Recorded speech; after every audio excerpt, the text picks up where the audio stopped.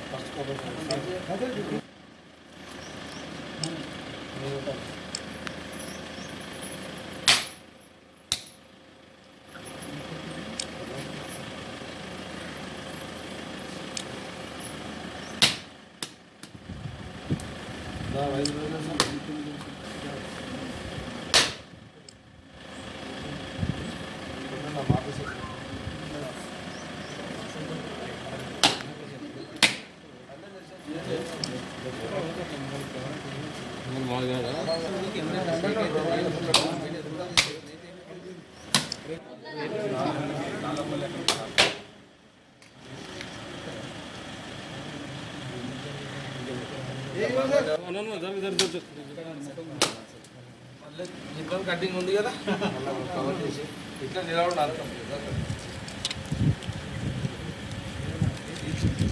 Set అయిందా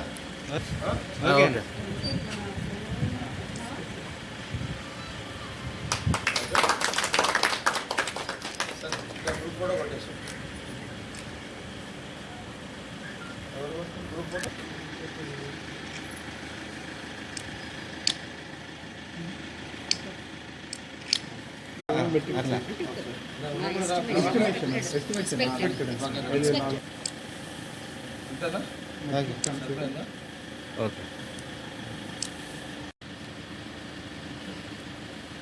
ముఖ్యంగా ఈరోజు అంటే ఇప్పుడున్న రాష్ట్రంలో కానీ దేశంలో ఉన్న పరిస్థితులను బట్టి ఈ కరోనా వ్యాధి సోకిన పరిస్థితులను దృష్టిలో పెట్టుకొని కరోనా వచ్చిన కాడి నుంచి కూడా ఈ ప్రధానంగా ముఖ్యంగా ఏంటంటే గ్రామాలలో రైతులు పండిన పంటకు రైతులు పడ్డ కష్టానికి పంటకు నష్టం కలగకుండా ప్రజలు కూడా ఇబ్బంది పడకుండా వాళ్ళు పండిన పంటకు నష్టం కలగకుండా రైతులను ఆదుకోవడానికి మరి ప్రధానంగా రాష్ట్ర ప్రభుత్వము ఈ కొనుగోలు కేంద్రాలు రాష్ట్ర వ్యాప్తంగా రాష్ట్రంలో ఏర్పాటు చేయడం జరిగింది.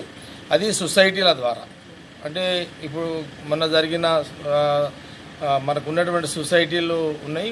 ప్రధానంగా సంగారెడ్డి నియోజకవర్గంలో 14 కొనుగోలు కేంద్రాలు ఏర్పాటు చేసుకోవడం జరిగింది. సంగారెడ్డి నియోజకవర్గంలో ఈ 14 కేంద్రానికి సంబంధించిన అధికారులు అట్లాగే కొనుగోలు కేంద్రం ఉన్నటువంటి అధికారులు కానివ్వండి, వారితో పాటు సొసైటీ చైర్మన్లు వాళ్ళ బాడీ కానివ్వండి, లేదా స్థానికంగా ఉన్నటువంటి మిగతా జెడ్పీటీసీలు లేదా మండల ప్రెసిడెంట్లు, ఎంపీటీలు, సర్పంచులు గ్రామాల్లో ఉన్న రైతులను కోఆర్డినేషన్ చేసి కొనుగోలు కేంద్రాల దగ్గర అంటే ప్రధానంగా రైతు నష్టపోవద్దు, ధాన్యము కూడా వృధా పోవద్దు, పడ్డ కష్టం తగ్గట్టు రైతుకు డబ్బు అందాలి, అట్లాగే ధాన్యానికి సేఫ్ కూడా ఉండాలి. కాబట్టి రాష్ట్ర ప్రభుత్వము రాష్ట్ర ముఖ్యమంత్రి గారు కొనుగోలు కేంద్రాలు ఏర్పాటు చేయడం ఇది ఇప్పుడున్న పరిస్థితులలో ఈ కరోనా ఎప్పటి వరకు ఉంటుందో చెప్పలేము. కాబట్టి ఈ కరోనా ఏర్పడ్డ కాడి నుంచి ముగిసేంత వరకు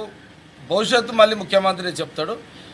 కాబట్టి రైతులు పండించిన ప్రతి పంటను కూడా ఇప్పుడున్న సోషల్ డిస్టెన్స్ మెయింటైన్ చేసుకుంటూ రైతులు వాళ్ళ యొక్క పంటను కొనుగోలు కేంద్రాలకు తీసుకొచ్చి వాళ్ళు ఇక్కడ సొసైటీలలో వీళ్ళు కొనుక్కోవడం జరుగుతుంది. డబ్బులు కూడా సొసైటీల ద్వారా డబ్బులు కూడా అందియడం జరుగుతుంది. దాని ద్వారా రైతులు కూడా ఎలాంటి ఇబ్బంది పాలు కాకుండా, ఎలాంటి బ్లాక్ మార్కెట్ అవకాశం లేకుండా మరి చాలా మంచి నిర్ణయంలో ప్రభుత్వం తీసుకున్న నిర్ణయంలో ధాన్యము అటు రైతులు అంతా సేఫ్ అందరు కూడా సేఫ్ ఉండే పద్ధతిలో ప్రభుత్వం తీసుకునే నేను రైతులు కూడా దీన్ని సద్వినియోగం చేసుకోవాలి జాగ్రత్తగా. రైతులు కూడా కొనుగోలు కేంద్రాలకు వచ్చి హడావిడి అవసరం లేదు. ఒక రోజుతో పోయేది కూడా కాదు.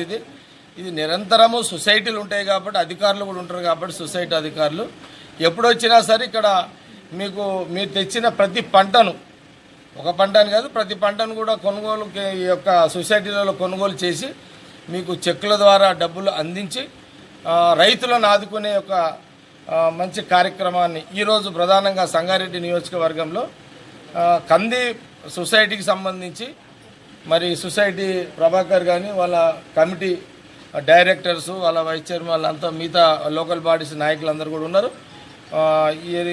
ఈరోజు ప్రారంభోత్సవం అధికారులు ఏర్పాటు చేయడం జరిగింది. దాని మార్కెట్ కమిటీకి సంబంధించిన సొసైటీలకు సంబంధించిన అధికారులు కూడా ఏర్పాటు చేయడం జరిగింది. ఈరోజు ప్రారంభోత్సవమే, కంది సొసైటీని ప్రారంభోత్సవమే. దీంతోపాటు మిగతా 13 సొసైటీలు కూడా ఈ ప్రారంభోత్సవం సమయంలో అవి కూడా ఆన్ అయినట్టే.